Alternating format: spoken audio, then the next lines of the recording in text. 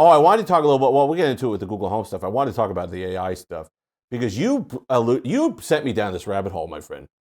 You were talking about during our first episode for the AI stuff, saying how scary it is because of the people involved, and that's absolutely true. But then I went into the actual technology and the fact that they don't even know how it works. I see numerous interviews saying that they set up the environment for like evolution.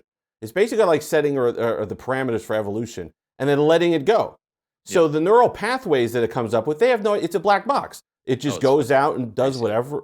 What? You don't think so? Oh yeah, it's great. Yeah. And so the fear is that right now the only thing keeping it contained is these parameters that they've set for evolution. But their fear is that someday it's going to be able to write and execute its own code to change the parameters of what it can do. And there's really no way around stopping it. I'm like, well, any high schooler that's seen Jurassic Park knows that's a bad idea. I mean, you're not wrong, other than the tripwire that I'm sure exists. I hope so. You think? I mean, we've seen the movies. Apparently, we're not that bright. We're not that bright, but it'll make good entertainment in the future. That's for sure. And it links to the Google Home stuff. It's your friend now. It's your friend. Oh God! Just sits there. I saw an article yesterday. I think it was in the Washington Post about a guy who became obsessed with his AI chatbot and then disappeared into the Ozarks and just has never been seen. Well, like that movie. Well, the movie came out a while ago with the Joaquin Phoenix, Her, where he talks to Scarlett Johansson in his pocket all the time. Yeah, his that's fine. AI assistant. But he didn't go missing. She went missing in that movie. Right. She disappeared, not him. Right. Because the AI learned or something like that, right? Right. It broke out of its original programming. It did. But it did the thing that they're worried about. All right, let's restart. Let's do it. I'm sure Jules has lots of footage of us chatting now, which is great for an intro. 10-minute intro. All right.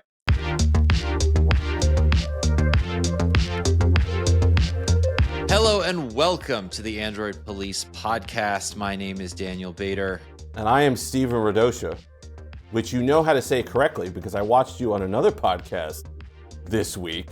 I hold my hat in my hand, sir. I'm sorry. I didn't even know. Here's the thing that I learned, though. I didn't realize you were leading others astray. I didn't know that you were out there promoting influencer. An incorrect pronunciation. I've never been an influencer for basically anything except promoting the incorrect pronunciation of your name. Listen, you did a good job. Thank you. I'm trying to.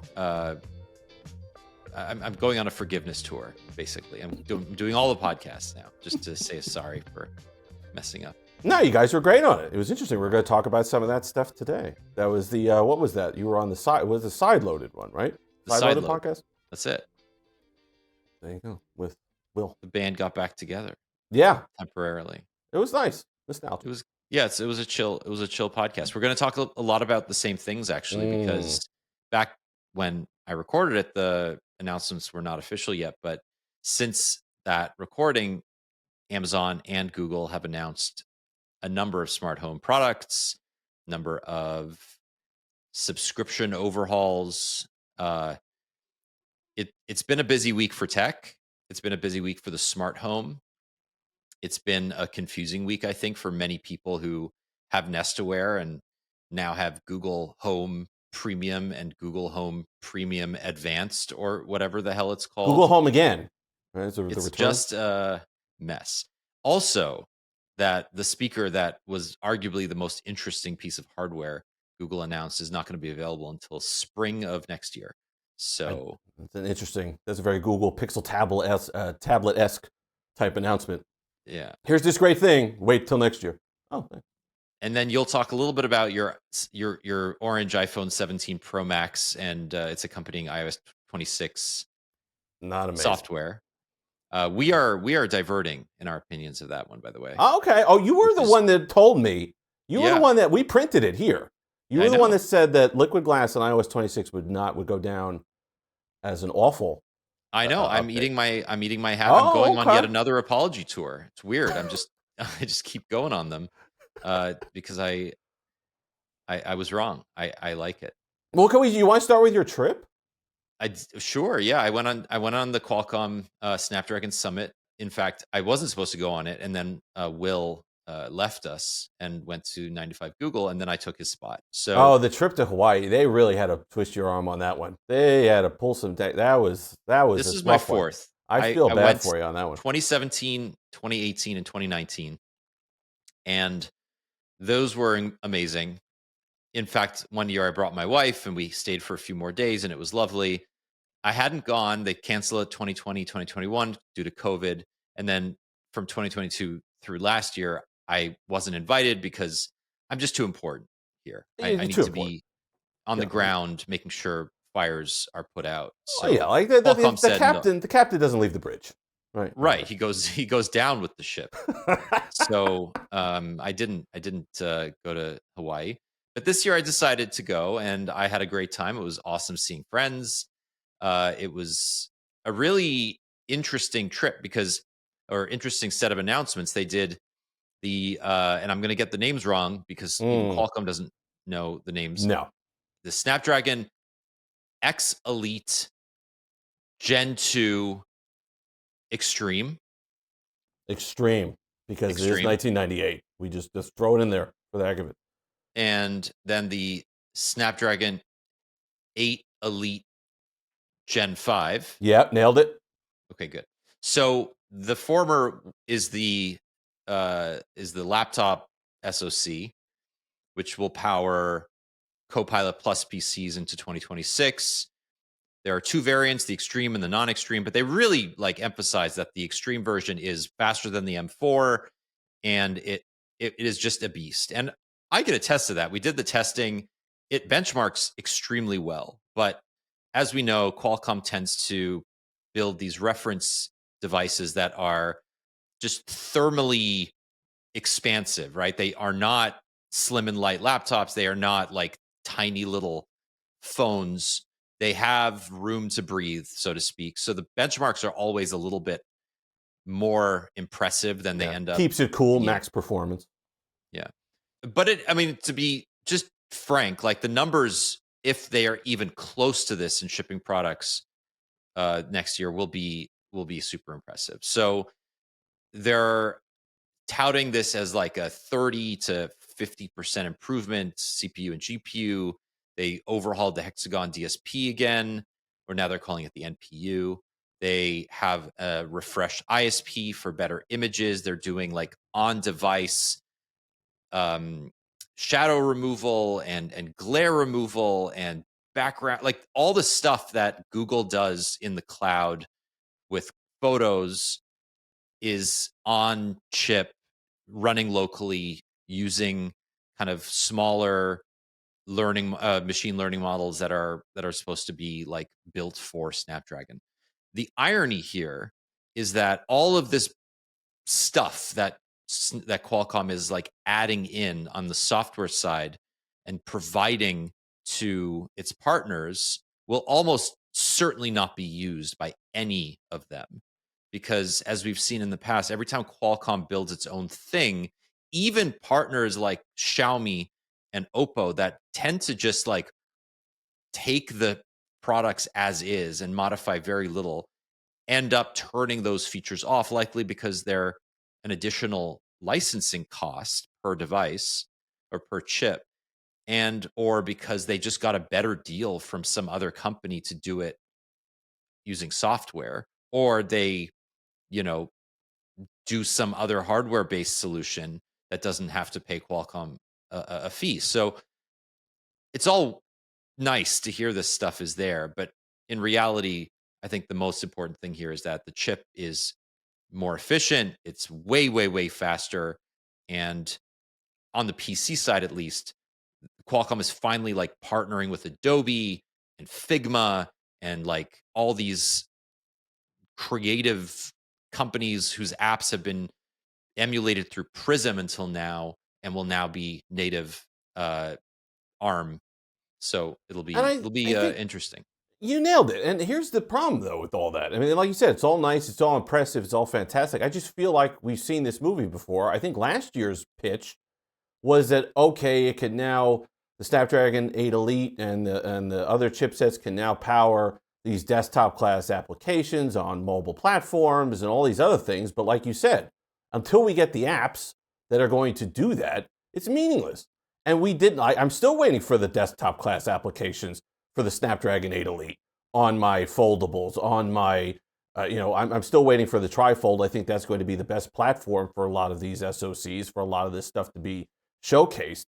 But where is it? Where is it? The developers aren't going to do it. The manufacturers aren't going to do it. Everybody seems to be moving away from using. Samsung is going to hope maybe lean into the Exynos 2600 for the S26. You got Google doing their own thing. You got Apple doing their own thing. It's basically these manufacturers overseas who are just pulling it off the shelf, like you said, slotting it in because it's powerful, because they can do whatever with it.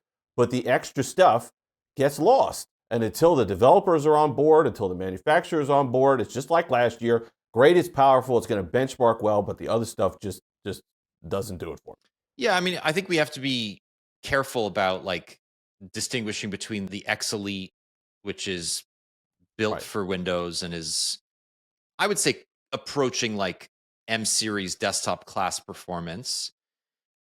I think Qualcomm is in an interesting position, right? Because it doesn't really control the platforms on which its hardware is built. So they can only push developers so far to build Windows apps natively for ARM, Right.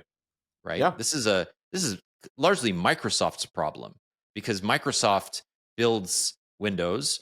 Microsoft has a vested interest in making sure that as it transitions to Windows on ARM for its Surface products and just embraces it in general for efficiency to better compete with Apple, its apps are performant, right? Sure. So it's interesting that there was almost no presence from Microsoft at this event, but Qualcomm invited all of the developers who build for Windows Sure. on stage to talk about how fast their native apps run on Snapdragon, right?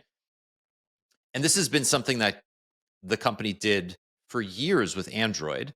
It would tout like these developers are optimizing their apps for Snapdragon, but like the difference between an app running on a MediaTek chip versus a Sure. Snapdragon chip 10 years ago was like kind of meaningless, and it's still meaningless today. Like the top of the line MediaTek Dimensity chip is just as fast at most, if not 99.9% of tasks as the latest Snapdragon. Yeah, the 9400s are excellent. I mean, Samsung uses them. I mean, it's just in the tablets. It's just it is a lot closer, and you really wonder where that extra value is coming from. And it's very tough to get. Like I said, when you don't control the environment, Google had this problem when they're trying to get people, developers, to adapt their apps for the larger when it was releasing the Pixel Fold and the tablet, just trying to get apps to whatever. They tried the carrot stick. They said, "We'll put you at the top of the Play Store."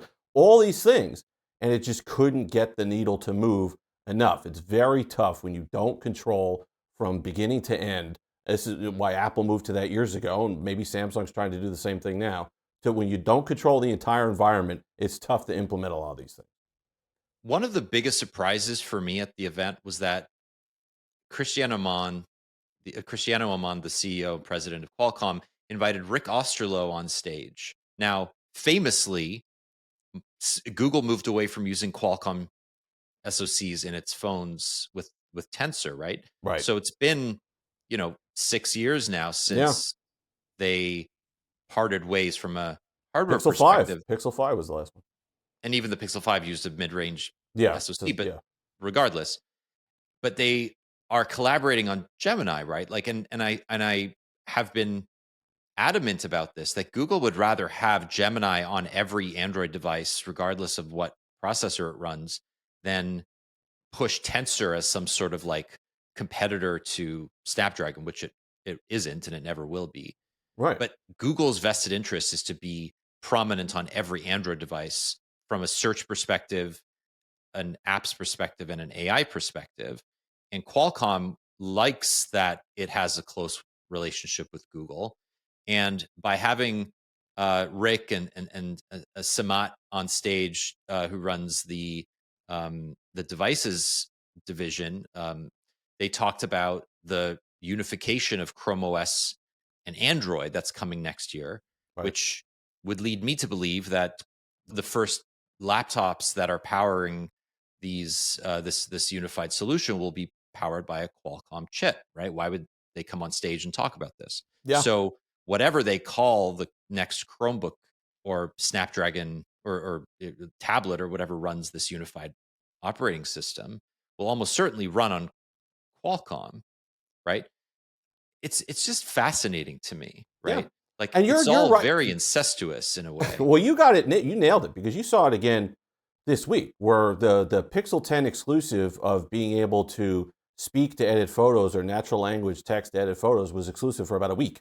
Then it went moved to all the Android devices, and Google. It's a little frustrating if you're a Pixel owner and you're trying to get these things. Like, oh, because I could get it on Pixel because I can't get it anywhere else. I don't think Google cares. Like you said, Gemini is the head of it. Gemini is the quarterback. So whatever feature it could Mhm. push to as many Android devices as possible, it's going to do it, and it's going to do it quickly.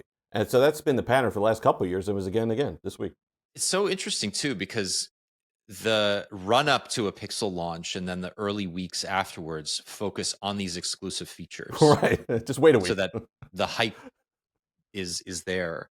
And then when that hype dies down, which it inevitably does, then slowly Google starts putting all the features on other phones and Right. touting its relationships with Qualcomm and Samsung, and that's the move. I mean, not to praise Google in terms of like what they're doing, because frankly, you could be ambivalent about Gemini, but it's just blanketing Gemini everywhere at this point.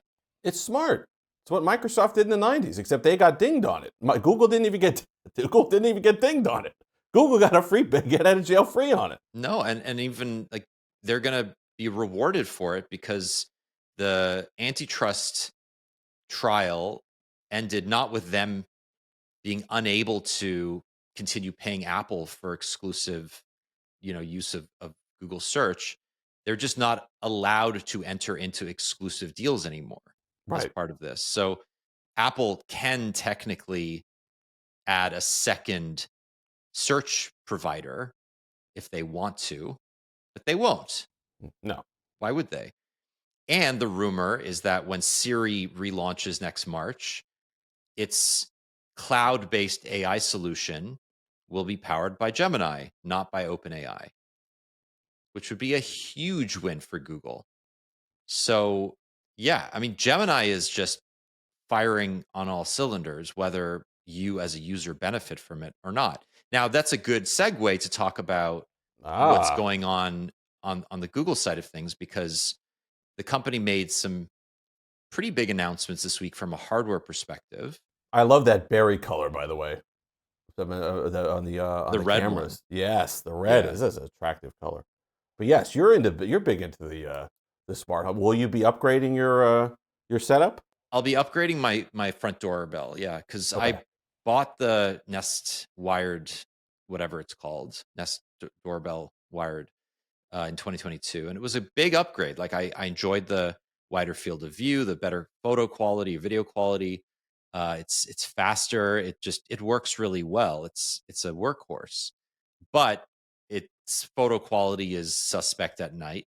The sensor is pretty small, and the resolution is low. It's like 1920 by 1080. Right. So I will upgrade to this. It's double the resolution. It's 2K, and it's got a square sensor, so you can basically crop it in whatever way you want, which is useful. It's not that expensive. It's like $200, 230 bucks or whatever. And for me, it's plug and play. Like I had the Nest Hello, I upgraded to the Nest wired, and now I'm going to upgrade to the same thing. It's going to look the same form factor. I'll give this one that I'm using to my mom, and she'll be very Sure. happy with the upgrade too. And it's not something that I need, but I think just in terms of like quality of life, even going from like the Nest thermostat E to the Nest Learning Thermostat 4th gen was a pretty significant upgrade. And for me, it's like the small things that matter in my smart home. I don't need everything to be smart, but the things that I use on a regular basis, I want to be very good and very reliable. Now, one of the things I heard, and I said you're bigger into this than I. One of the things that I was reading was that you can now, you don't need to know which device you're speaking about.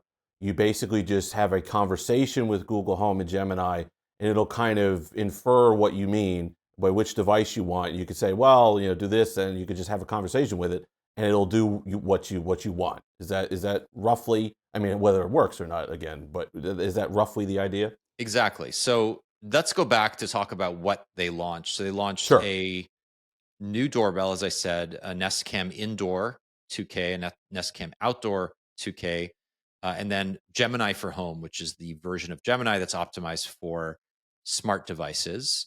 They will work on everything the company has released, going all the way back to 2015, Which is nice.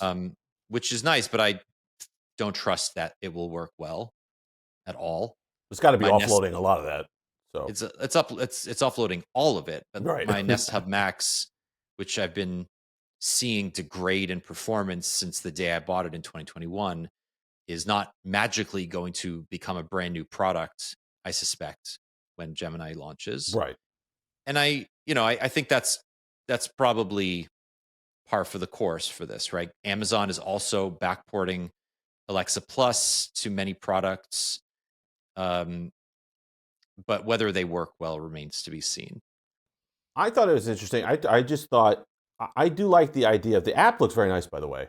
I love the material 3ization of the app. It looks beautiful, and it does. I do like this. It is attractive.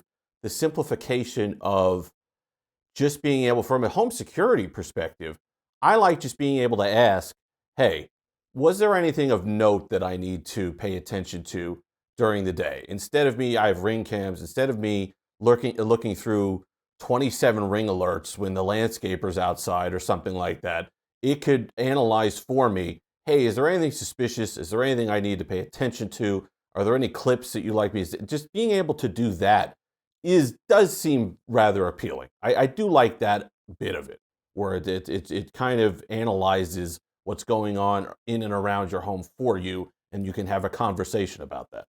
Yeah. So there are kind of two aspects to this. One is Gemini as a whole will have a decent understanding of your home setup, and it will coordinate which product does the thing that you're asking for because of natural language processing, which Google Assistant was supposed to do some of, but it never really panned out. It was not reliable.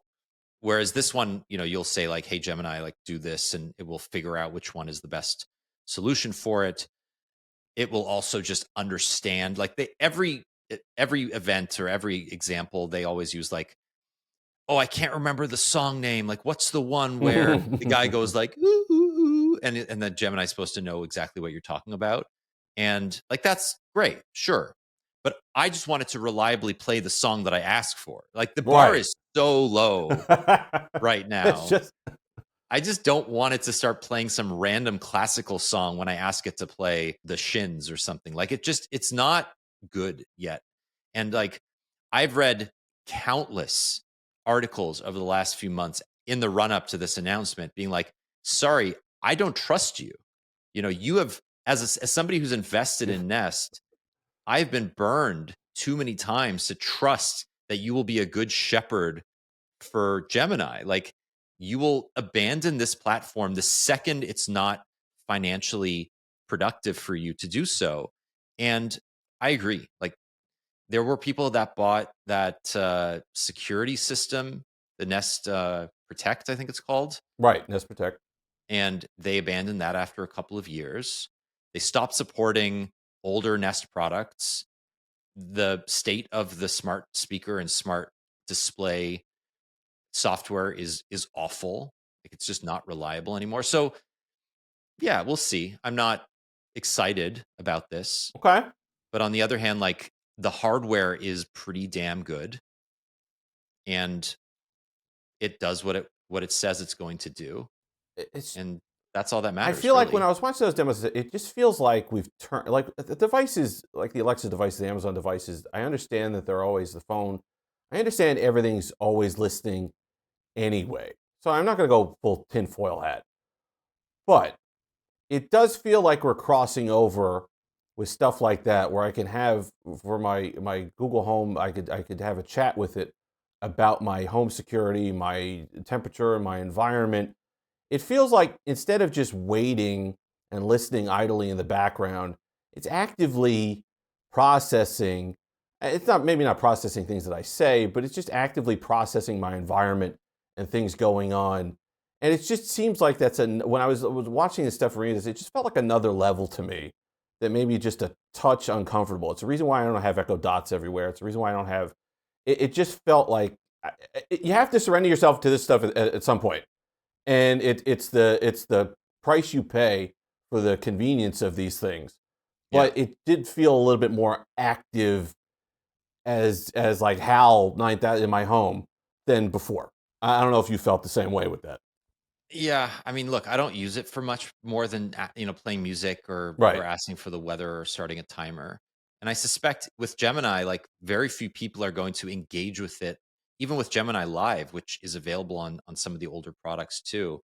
I don't see myself talking to my smart speaker about like Play-Doh. I don't expect to ask You're not the going to be hard that guy. questions Who's because that I'm not guy? going The to guy. stand in my kitchen doing that. What I'm likely going to do if I ever want to have a conversation with Gemini Live is I'm going to have a pair of earbuds in and I'm going to be walking down the street.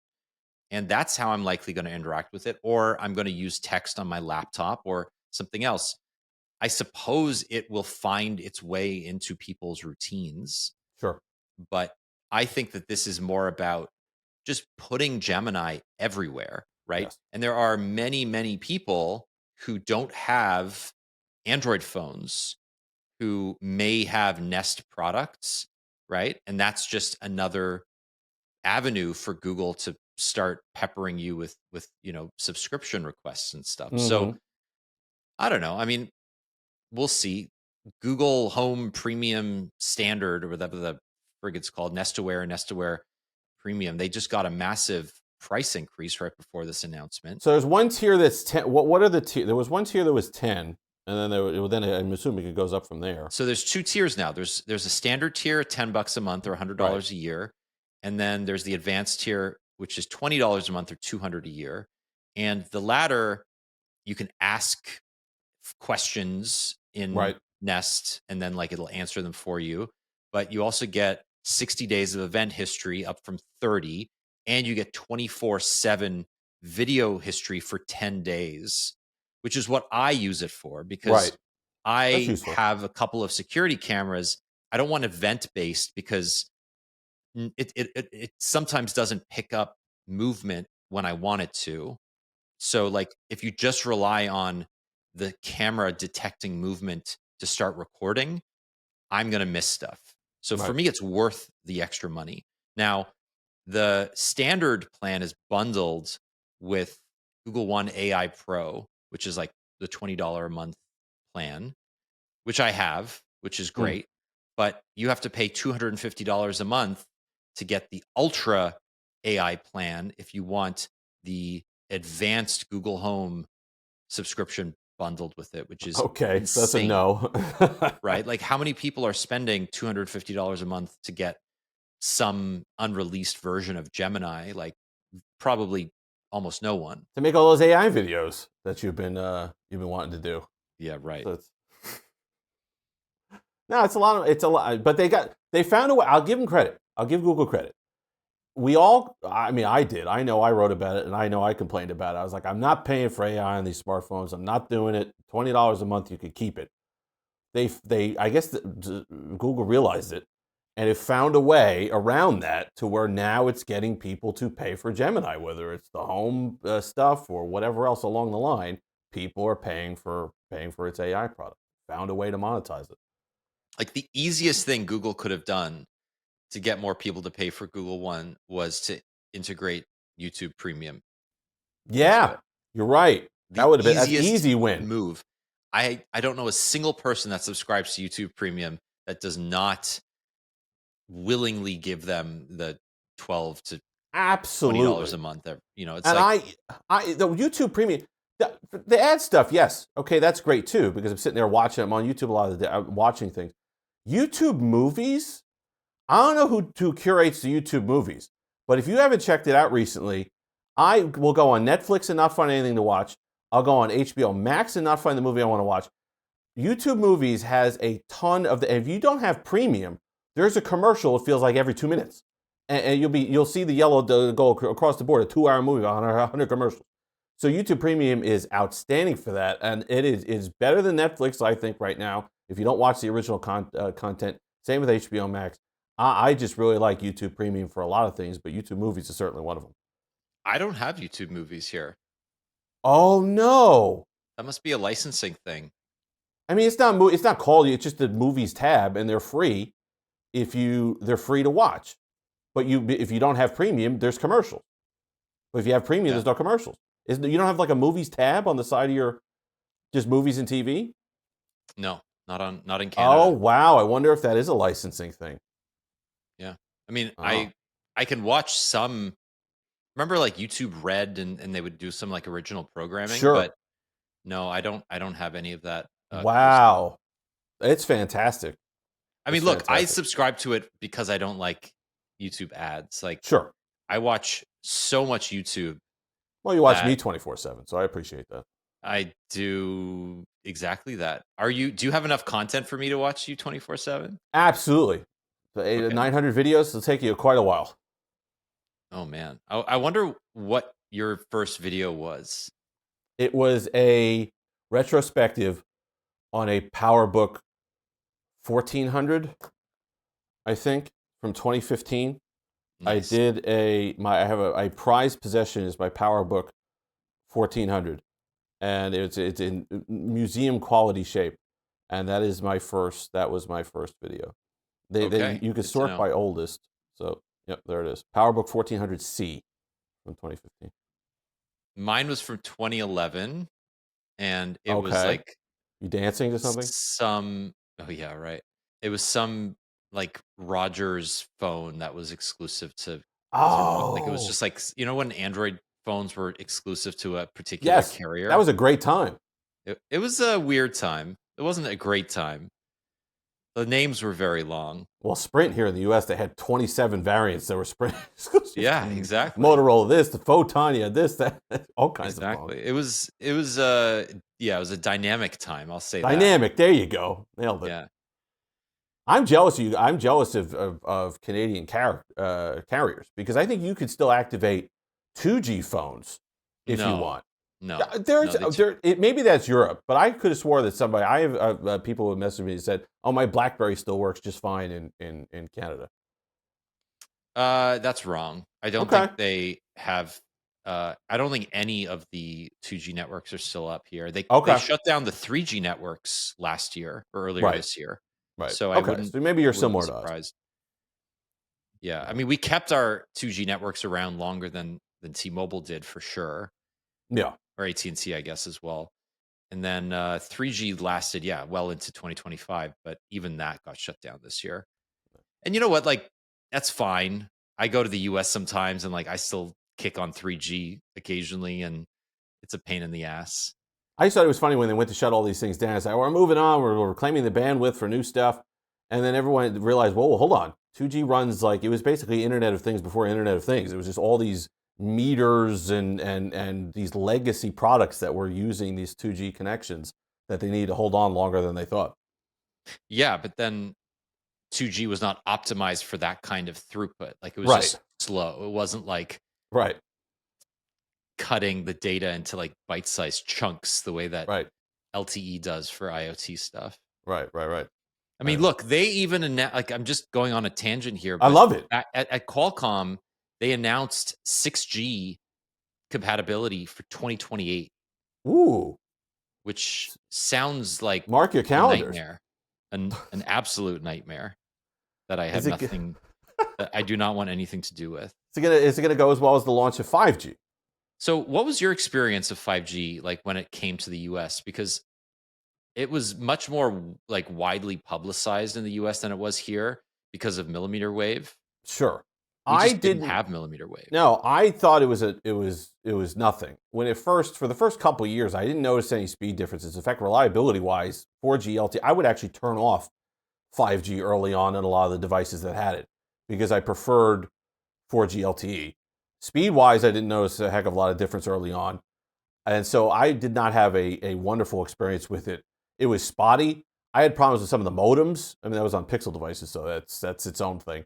But it was a spotty experience early. I didn't love it. Didn't love it early on, and I didn't see the benefit. It was only marginally faster, I think, when it launched here than 4G LTE, but it wasn't a smooth launch. I don't think all the promised stuff we didn't really get at the start. That was my initial experience with it. I would say the promises of 5G have never come to fruition. No, you're right. You're right. You know, You're right. We like, never got the full thing, full package. well, I just don't think it was that much better than LTE. Like, the promises were overstated because LTE was just so good, Right. right? There wasn't a whole Excellent. lot that you could do better in terms of latency, in terms of throughput. Like, modern devices are not twice as fast or 3 times as fast as the fastest LTE. Nope. And that was what we were promised. Like, we were Great way to promised upgrade gigabit. phones, though.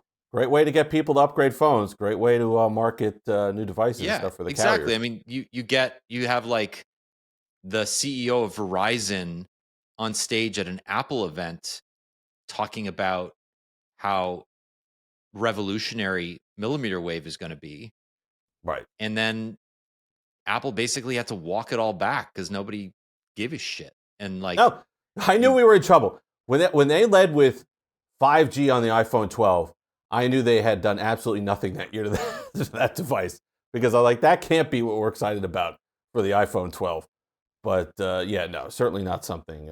we certainly tried our not something. best. Like, everybody tried their best to get hyped about it. And like, Right. honestly, what was so interesting about it was that, like, it was the precursor to all these other gimmicks, right? Right after the 5G hype died down, then there was NFT and crypto, Web 3.0, right? Like, it was just all like one thing after another.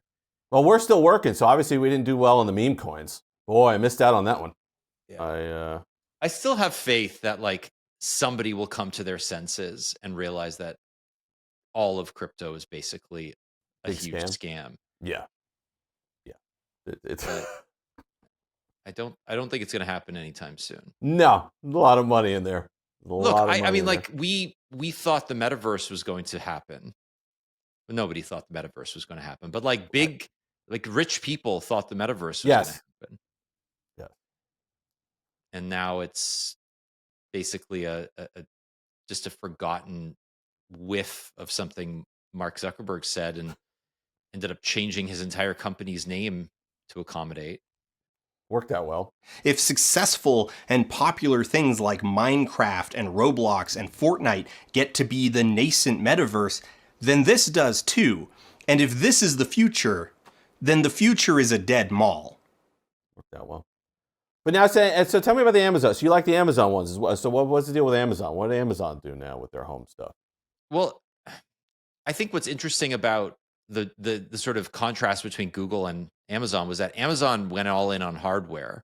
Right. And Amazon, like, Alexa Plus is still an unknown because there's no operating system. What Amazon has to accomplish is very different from what Google has to accomplish with Gemini, because Gemini is already everywhere.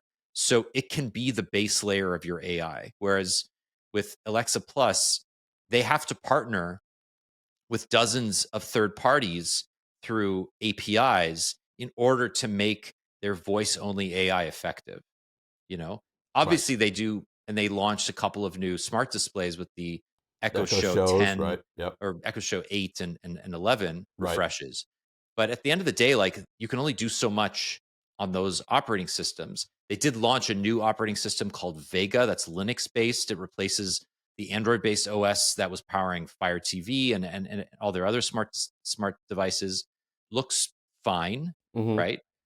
But again, like, without a smartphone, you really have very limited distribution. Meta's obviously made that problem one of the focal points of its 10-year, 20-year journey into AR and VR. But like, Amazon is largely without a single platform that they can leverage Alexa for. Yeah. And what we found is that people don't really like talking to their stationary smart speakers. Like, you can only say so much, and every other way, Amazon, Echo, all the car things, Echo Auto, and all the camera stuff that Amazon did, like those have gone away. So we're Mhm. back to a bunch of Blink cameras, a bunch of what's the other company? Ring. Ring cameras Yep. and smart doorbells and blah blah blah. Those look great, nice refreshes, better video quality, Will et identify cetera, et who's at my cetera. door now. I could get it to learn my contacts. It'll identify who's at my door. It'll tell me my mother-in-law's here or something like that. I Yeah, don't but know. like you've been able to do that for years. You just Right. had to like, hey, unknown person's at your door. Do you want to identify them? Like Right. how that data needs to be ingested somehow. Mm-hmm. So, it can say like woman with brown hair is at your door, but it's not going to know it's your Right. mother-in-law until like Exactly. you identify that Right. person. Exactly. Yeah, I mean Amazon's in a very interesting place. Like I think the Echo Studio refresh looks great. The Echo Mini or whatever it's called, uh, the Mini Max, that name annoys me. What's it called? Echo Dot Max, which I find Good very name. funny. Great name. All of these are better products, clearly. I think there are a lot of questions about whether Amazon can pull off something like Google without owning the software layer, right? Without really having the primary software layer at Right. its disposal. And it tries to flood. I mean, it tries to make up for it by just flooding it. I mean, when the Amazon devices go on sale, the Fire Sticks are $30, $20. The dots go on sale for nothing. So I guess that's just a way to flood, get as many of these units out there as possible to try to create that user base. So there's like new Fire TVs and Fire Sticks, Mm-hmm. which look decent, right? Like Yeah, people I love love the these. Fire stuff. The Fire Sticks are great. I love the Fire Stick.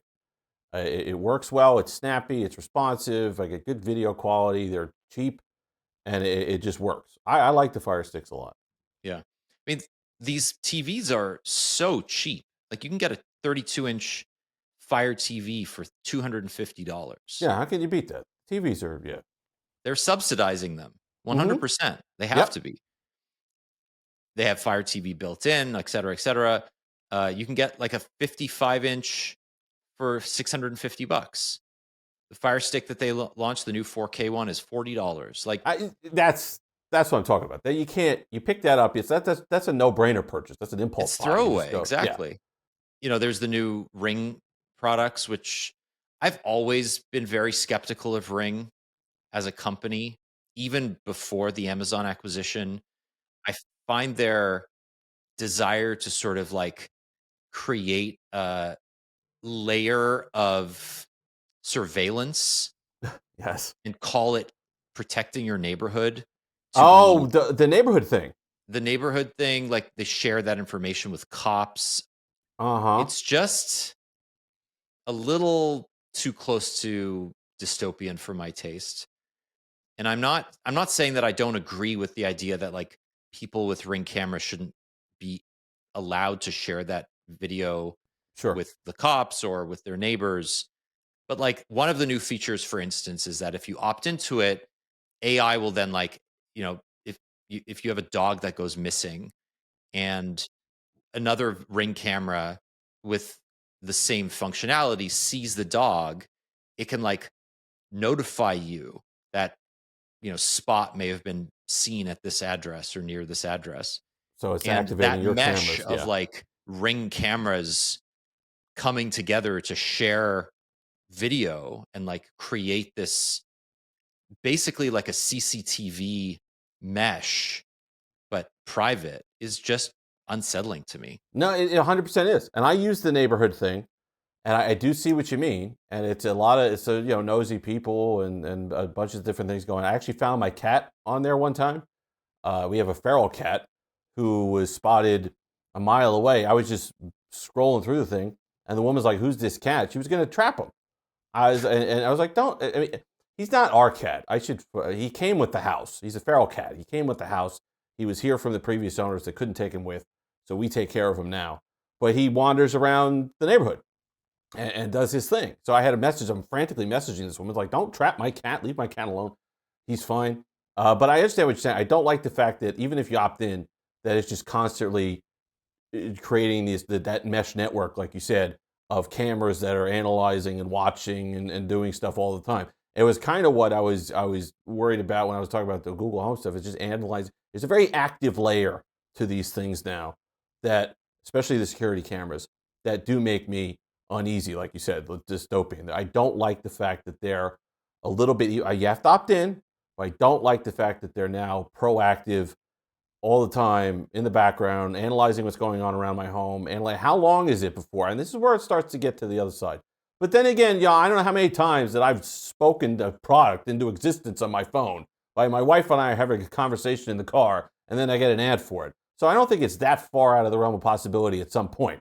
How long is it going to be before you're opting into something and the AI is analyzing, well, on Tuesdays, he gets a package from Amazon for XYZ, and we're going to advertise this around the time that he'd be out of that. How long is it going to be before that starts to happen?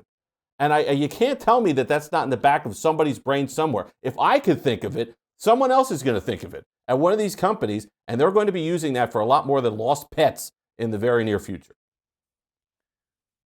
Yeah, I think you're right. I also just think that the combination of like considerably higher resolution sensors, which on its own, good, better low light capabilities, again, good, with the ability to use on-device and cloud-based AI to ascertain a more accurate picture of what's happening on your camera is just a recipe for mistakes, right? I don't think that people are necessarily going to be arrested for crimes they didn't commit because an AI accused them of committing a crime or something. But like, AIs hallucinate. This is what happens. I just don't know if you combine this like active surveillance culture with hallucinating AI, what's next? Like, what are mistakes going to be made? And if so, are innocent people going to get into trouble? Because Ring keeps positioning this as a crime prevention tool. Sure. And I mean, not that I think this is like two steps beyond, but I was just thinking about Minority Report or something like that, where they're predicting crime. Are they going to see someone outside of your home 2 days in a row or casing whatever, and then be trying to predict crime, like you said, or hallucinating or coming up with stuff that actually didn't happen, or it's just totally innocuous, that the AI is now going to then trigger some sort of action on its part? It is, you're right, it's scary. There's a lot of layers there.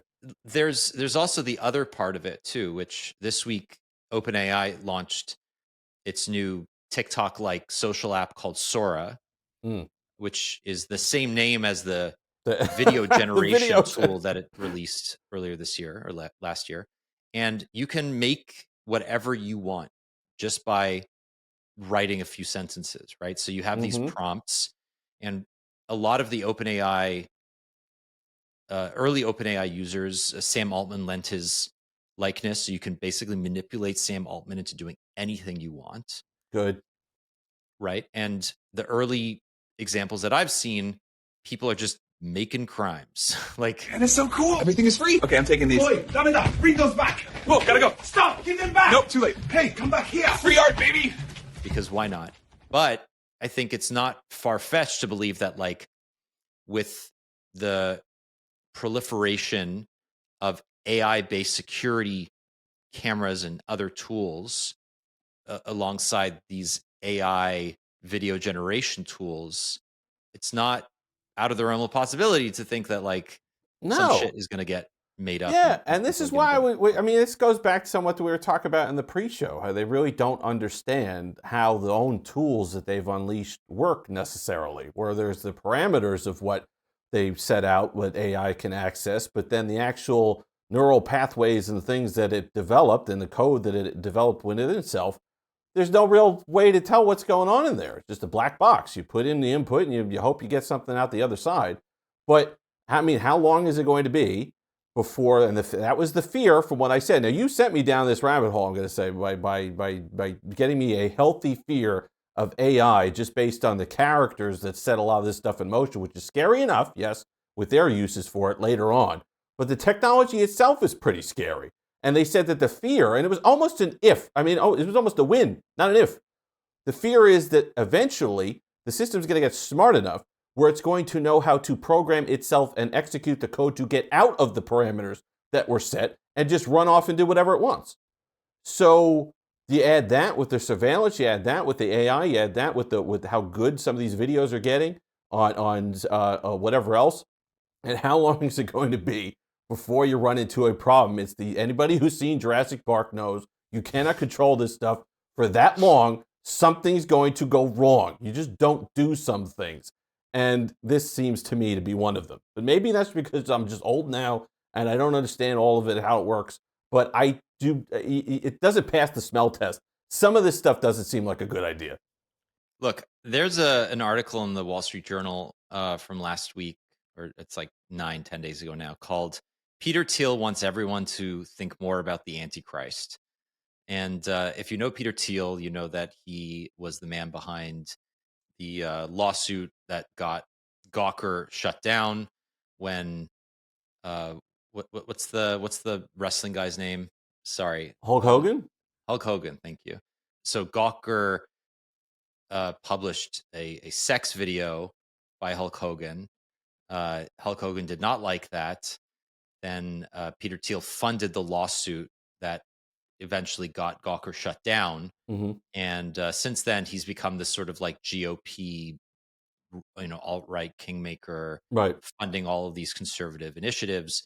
Anyway, he is of the belief that like, if the government cracks down too hard on AI through regulation, it will eventually create the literal antichrist.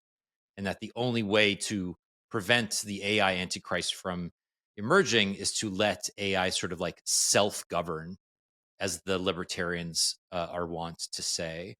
So like there are some really out there opinions on all of this. Sure. And yeah, I think it's just fascinating where we're at right now. We're like, OpenAI is well, I mean, Anthropic is more cautious than OpenAI, but like OpenAI willingly releasing a video creation tool in the guise of a TikTok competitor, sure, knowing how it will be manipulated, is just weird. It's just weird. And I didn't realize how scared. I was like, it was a 60-minute interview. I'm like Scott Pelley. He asked the questions like, well, you guys know how this works, right? Though, like, you can shut it down, you can kind of contain it. And I forget who he's interviewing. I'm annoyed now. But the person was like, no, we can't contain it. We've created this kind of playground, this sandbox, and it does what it wants in there. I'm like, oh, okay, that's really good. And then you set out these tools where the video generation stuff is scary enough as it is. Why are you giving people the just way to do it easily, just natural language, come up with what you want? Like you said, knowing it's going to be manipulated, knowing it's going to be abused, knowing it's going to be a legal nightmare, but using likenesses of people doing things that they shouldn't be doing. And how it's just, all of it is just a really bad idea. Just a really bad idea. Oof. Scary shit. I know. That's a really pick me up. It really All right, let's end the the podcast on a high note. Yes. I want to talk a little bit about your experience just in general with the new iPhones. So I'll keep you it waited brief. in line for the iPhone 17 Pro I did. Max. You got the orange. I think we talked about that briefly on the last show. Yes. Now you've had a couple of weeks to play with it. You've written a couple of articles for Android Police on your thoughts on it. You compared it to the Pixel 10 Pro XL. Yeah. And said shockingly that you prefer the Pixel. But I don't believe you, frankly.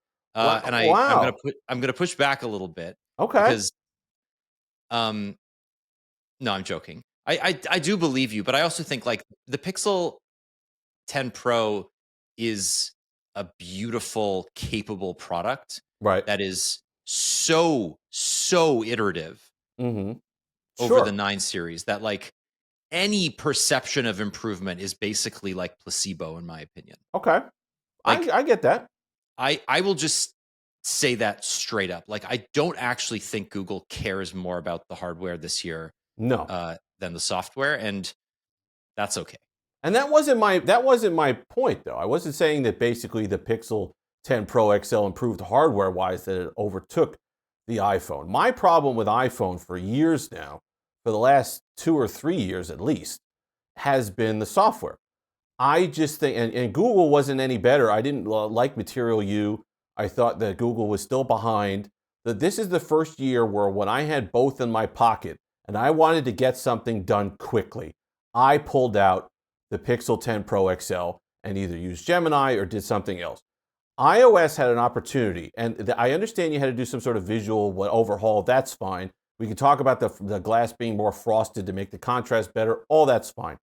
My problem with iOS has been stability has not been as good as it used to be. I've had problems with crashes. I've had problems with, if I go deep enough in my message list when I'm scrolling through my old message, I was trying to find a message from a month ago, and I've done it 4 times now, and it's crashed me every single time. It'll crash out of the entire program. I've had to do double touches on occasion. Now that's unit to unit. Everybody's experience is going to be different, but these are things that are not unit to unit. Notifications are still a disaster. It's like somebody vomited on my lock screen. Yeah. Customization is still a disaster. You're moving stuff around and it's still, you're adding a widget and all these things just doesn't work well. Siri is faster on the iPhone 17 Pro Max. I'll give Apple that. It doesn't take a year and a half now to get an answer. But I don't like the way that the information's presented. I don't need it like it's a magic trick where everything's glowing all over the place. I don't need any of that. I pull out Gemini. I say, hey, who is the NFL MVP in 2022? And it gives me an answer, and I move on with my day. The other problem I have with it is they change things for the sake of changing things. The Safari default, tabs used to be there by default. Hey, if I need another web page, I go there. Why I need to go back to another site. I click on it and I'm able to go back. They removed that. You could still get it back. You could go into settings to do that. But under what universe is it easier or is it more intuitive for you to take away the tabs in Safari? The other thing was now in the camera app, you go into the camera app. I want to change aspect ratio. Used to be pretty simple. I pull up that little arrow and I change the aspect ratio. Now I got to go to the top, this 9-dot square thing, hit that, go back to the bottom, change aspect ratio. They did things for the sake of doing things, and it annoys me because the core problems I have with iOS are still there. Yeah. They changed there's a coat of paint, and they changed the wrong thing. And that's why I prefer the experience on the Pixel this year. For the first time. I mean, I use Android, I work for Android Police.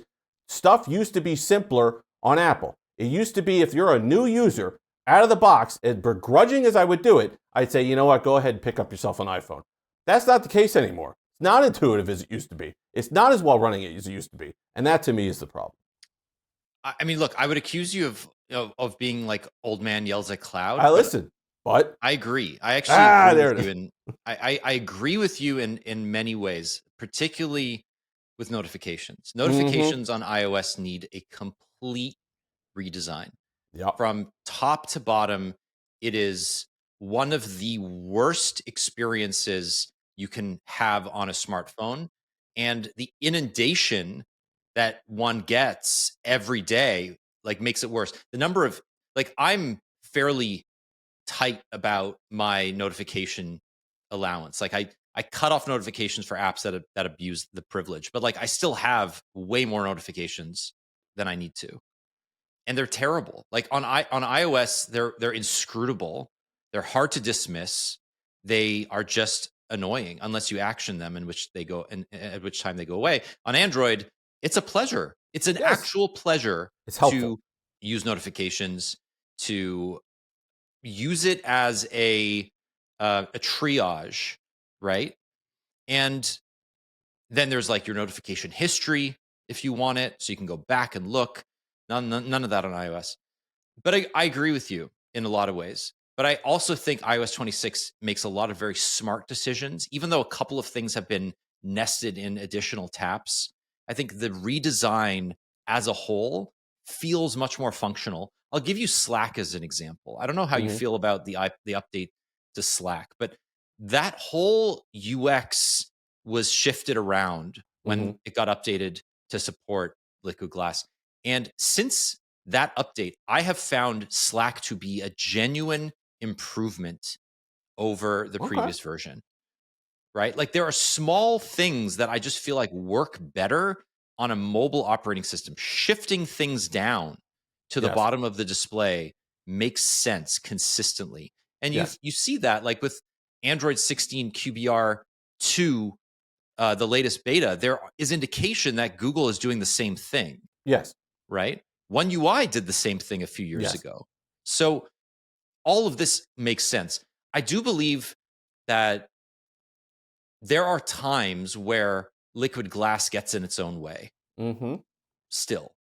But I do think that like give it 6 months when all of the apps have received their liquid glass updates and the experience will just feel much more cohesive. Yeah, I think that was my problem. And that was my frustration. Like, I'll give you that. Absolutely. Give it the time. Let the apps, let the developers, let everybody integrate it, and it'll be fine. My problem, and I think frustration, was these are problems I've had with iOS for years. And Apple's moved on to other things, which might have benefit and value.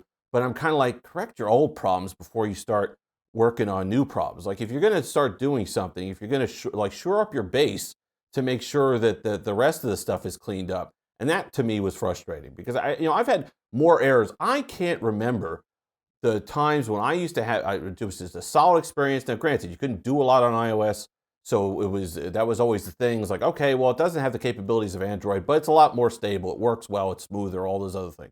That's fine. That seems to me to have gone away. I get just as many kind of hiccups and whatever else on iOS as I do on Android now. And that's also frustrated me over the years. This is a long time coming with iOS for me. I just feel like, there's more mail glitches. I'll put a draft and it'll sit in draft. And even though I delete the draft will still show up every time I'm in the mail app. There's a lot of things that I just used to not ever get with iOS. And the trade-off was always, well, you got this walled garden and you can't do a lot, but it runs really well. And you're like, okay, great. Okay, well, plenty of people are going to make that trade-off. That doesn't feel like the case anymore. What keeps this is like the 40-year-old in me. But do you know what keeps me on iOS these days more than any other feature? Yeah. Apple News. Really? It is a better one. It is a better one. Because here's the thing. With my Apple One subscription, I get music, which is meh. I get fitness, which I don't use. I get all of the, storage, which I don't use. What I use Apple Arcade, which is legitimately great. It's good. It's good. And I use news because you get Washington Post, Wall Street Journal, The Atlantic, you get National Geographic, you get The Athletic, you get a bunch of Canadian stuff that I would have to pay for. You get The New Yorker, you get Wired, like all the Condé Nast ones. Like I read all of these either like newspapers or magazines. I read them and I subscribe. I used to subscribe to a lot of them. Right, it saves you money. This one subscription is saving me like hundreds of dollars a year. And it's great. Like genuinely, it is one of the most unsung pieces of an Apple One subscription that Android does not have an alternative for. No. Like Google News does not even come close to competing with Apple News. And neither does Samsung News. Samsung News is actually offensive. Samsung News is so bad. I can't even imagine. I couldn't even believe, because I had to do it. We went in because we were getting test Now Brief when Now Brief first came out. So I wasn't getting any news stories that had anything to do with anything I'd ever read, ever.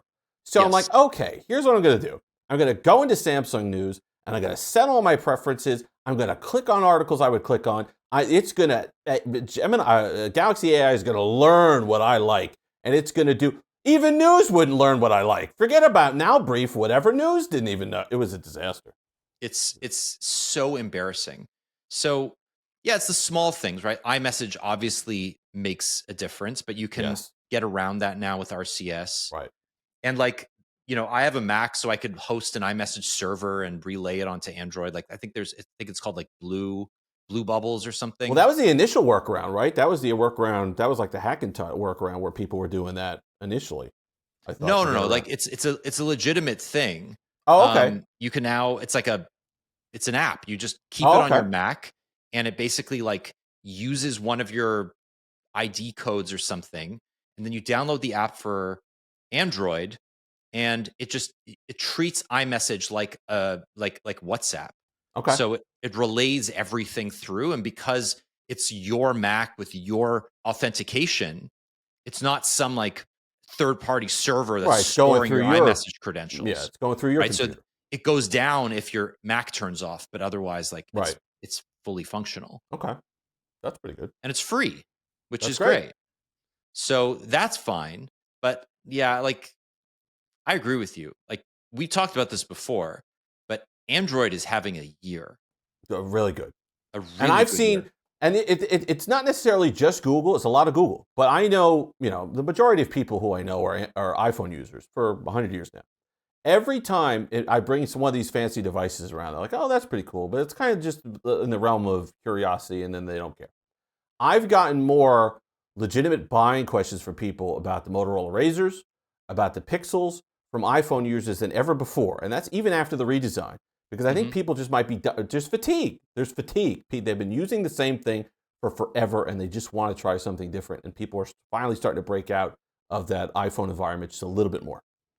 So next week, October 9th, the Pixel 10 Pro Fold is released alongside the Pixel Buds 2a. Yes. So next week, I'd like to have a show because I want to talk about foldables. I want to He's back. talk about the Galaxy He's back. Notes, the Galaxy Z Fold 7, the Pixel 10 Pro Fold, the Find N5, right? All the other, the Honor Magic, whatever it's called, right? Like this is a good time to be a foldables user, and I think you'll have some thoughts on a potential device that we can't talk about. Yeah. But yeah, I think it's a good time to bring that up. So before we end, I want to ask you, Stephen Radocia, what is making you happy this week? So I mentioned that feral cat earlier, and I'm happy because he's returned home. So we had a period where he wasn't around for like a week, and then he finally came back and showed up again. He's become like a little family member.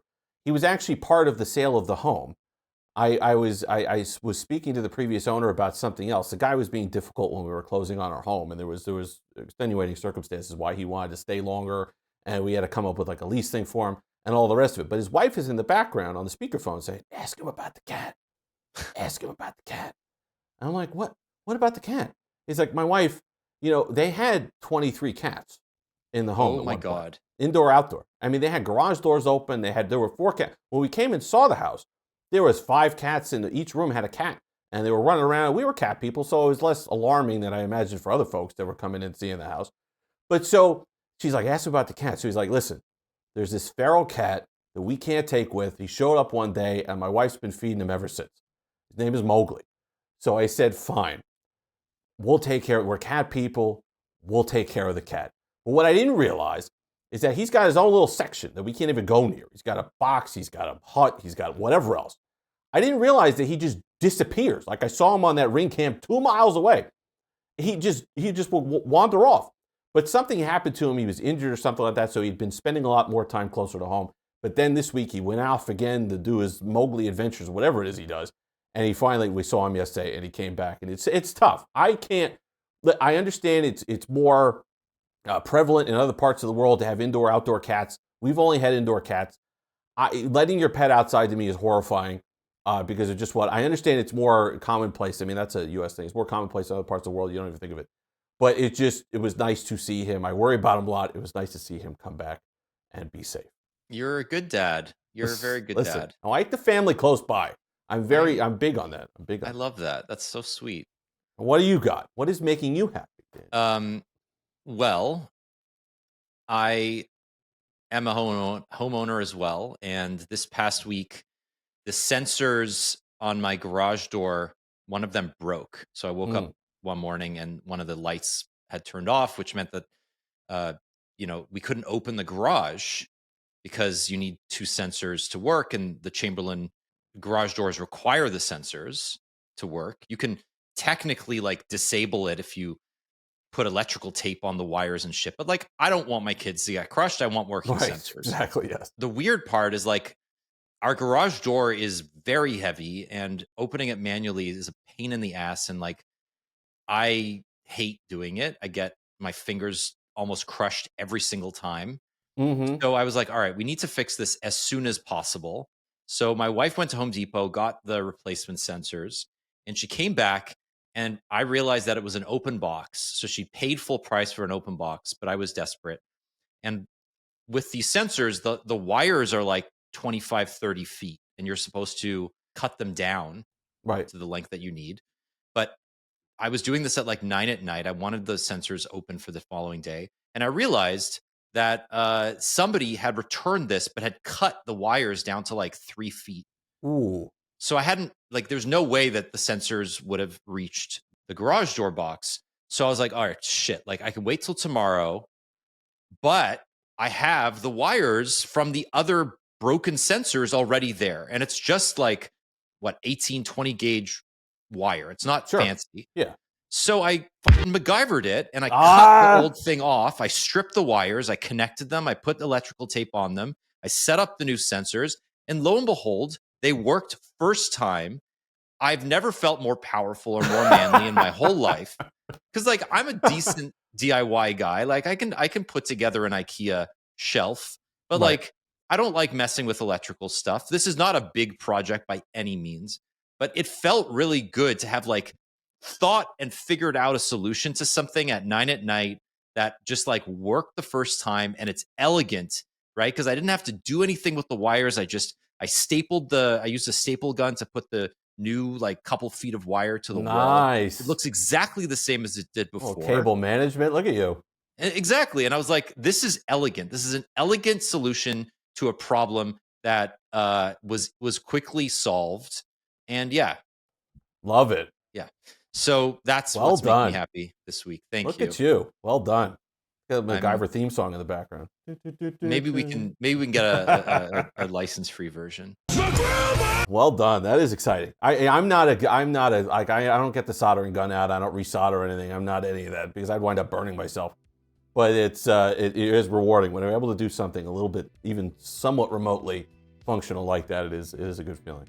But Yeah, it I is know good. what you're- All right. Well, that's it for the show. Thank you so much for watching and listening wherever you are. If you have any feedback for us, send it to podcast@androidpolice.com. We do love hearing from you. Thank you, as always, to our incredible producer, Jules, who keeps Yes. this show going. Steven, thank you for being Thank awesome you. and a great cat dad. And and we will actually, I promise, be back next week for another episode. So Lots to stay talk tuned about. for that. All right. That's it.